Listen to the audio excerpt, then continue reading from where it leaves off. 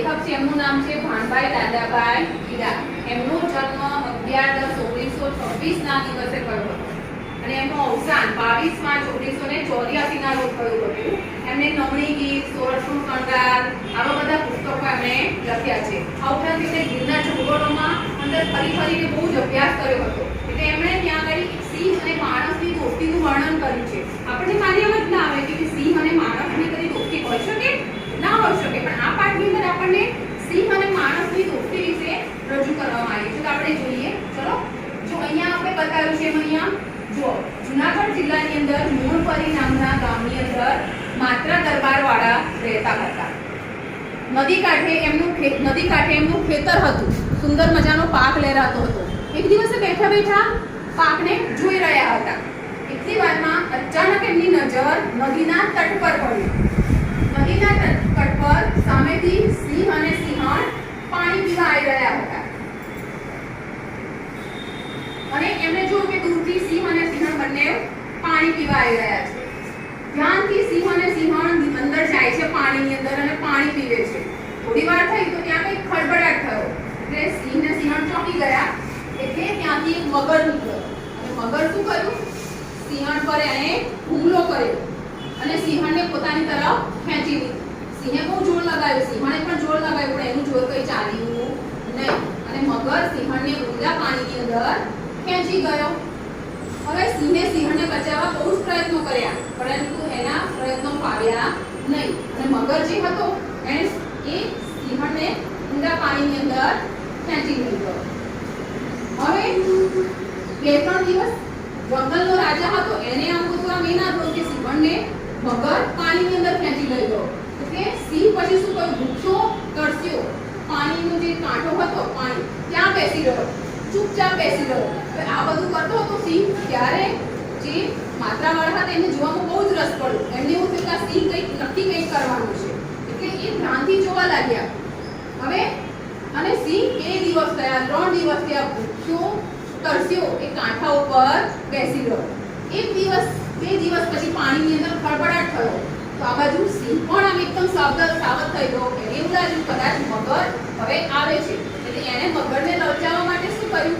એ પણ થોડે દૂર સુધી પાણીની અંદર ગયો. મગરે જોયું કે હા, હવે કોઈક નવો શિકાર આવી રહ્યો છે. એટલે એને એ પણ શિકારની લાલચમાં થોડે દૂર આગળ વધ્યો. હવે આ આગળ વધ્યો એટલે થોડેથી મગર આવ્યો, આ બાજુથી સિંહ ગયો. એટલે બંને વચ્ચે એકદમ યુદ્ધ ખેલાવા માંડ્યો. કોઈક વાર મગર સિંહને પછાડે, કોઈક વાર સિંહ મગરને પછાડે. દરબાર એમને જોયા કર્યું કે આ થઈ શું રહ્યું છે, પણ આખરે સિંહે મગરને મારી નાખ્યો. એણે પોતાનું વેર લઈ લીધું. હવે આ બધું કરવામાં સિંહ ખૂબ જ ઘાયલ થયો કે આમણે જોયું કે સિંહ ખૂબ જ ઘાયલ થયો. હવે દરબાર માત્રાવાળા એ ખૂબ જ સૂરવીર હતા, પણ એમના દિલમાં પણ પશુઓ પ્રત્યે ખૂબ જ પ્રેમ હતો. એમણે સિંહ પાસે ગયા. બધા ગામના લોકો એમને ના પાડી કે તમે ના જોશો, બધા સિંહ તમને મારી નાખશે તો. પણ દરબાર માત્રાવાળા ગભરાયા નહીં. એ સિંહ પાસે ગયા. એના જોખમ બધા આપણને દેખાય છે એમ સાફ કર્યા, પાંદડા વાટ્યા, જંગલમાંથી જડીબુટ્ટી લાવીને એનો ઢેર કરીને એના પર પાટો બાંધ્યો. આમ કેટલા દિવસ સુધી સિંહની એમણે સેવા કરી. સિંહ ભાનમાં આવ્યો. એણે આ ઊંચું મોઢું કરીને જોયું. તેને જોયું અરે આ એક માણસ મારી સેવા કરે છે. એને એમને કશું કર્યું નહીં. એ ઊભો થવા ગયો પણ એની અંદર તાકાત નહોતી એટલે પાછો ફસરાઈ પડ્યો. એટલે માત્રાવાળાએ શું કર્યું? ગામના લોકો જોડે પાણીનું ટબ મંગાવ્યા અને પાણી ભરીને એની સામે મૂક્યું. એટલે સિંહ પાણી પીધું અને પાછો સૂઈ ગયો. આમ દરબારે એને એટલી બધી સેવા કરી અને એટલો બધો પ્રેમ આપ્યો કે સિંહ ઝડપથી સાજો થઈ ગયો. અને પછી તો સિંહ દરબાર માત્રાવાળાનો એકદમ મિત્ર બની ગયો. જ્યાં જ્યાં દરબાર માત્રાવાળા જાય ત્યાં એમની પાછળ સિંહ પણ જાય. એકવાર એવું થયું કે દરબારના ઘરમાં ચોરી થઈ. ચોરો આવ્યા ખાતર પાડવા અને સિંહ માત્રાવાળાના જે સૂઈ રહ્યા હતા ખાટલા એની નીચે સિંહ સૂતો હતો. તો સિંહ જોઈ ગયો એટલે એમણે 2-3 ચોરોને ત્યાં જ મારી નાખ્યા. એટલે પછી સિંહ અને દરબારની દોસ્તીની વાર્તાઓ આખા ગામમાં થવા માંડી. એકવાર એવું થયું કે માત્રાવાળા દરબાર બીમાર પડ્યા અને બીમાર પડ્યા એટલે મરી ગયા. સિંહ આખો દિવસ એમની જોડે બેસી ગયો. સૌ પોતાની આપણે માણસો એટલે આપણે બોલીને આપણી વાત રજૂ કરી શકીએ, બરાબર? પણ પક્ષી એ પશુઓ છે એ કેવી રીતે બોલી શકે? એટલે ચૂપચાપ ત્યાં બેસી રહ્યો, શાંત મનમાં એવું થશે કે જેણે મને જીવન આપ્યું આજે વ્યક્તિ મરી ગયો છે, એને બહુ દુઃખ થયું, પરંતુ એ ચૂપચાપ શાંતિથી ત્યાં બેસી ગયો. હવે જ્યારે સ્મશાનમાં એની સ્મશાન યાત્રા નીકળી, બરાબર, ત્યારે લોકો એને સ્મશાનમાં લઈ જવા માટે માટલાવાળા દરબારને નીકળ્યા તો સિંહ પણ એમની સાથે સાથે જોડાયા. લોકોને ખૂબ જ નવાઈ લાગી. જ્યારે બધા એને બલિદાન આપ્યો તો સિંહ પણ ત્યાં ચૂપચાપ એની સામે આમ જોઈને બેસી ગયો. એને એટલું બધું દુઃખ થતું હતું.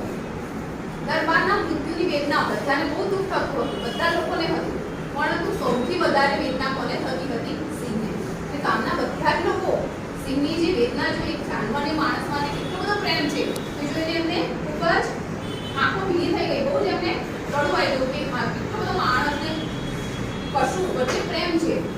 અગ્નિ સંસ્કારની ક્રિયા પૂરી કરી અને ગામ લોકો બધા પોતાના ગામ તરફ વળી ગયા. પરંતુ સિંહ ક્યાં વળ્યો? જંગલ તરફ.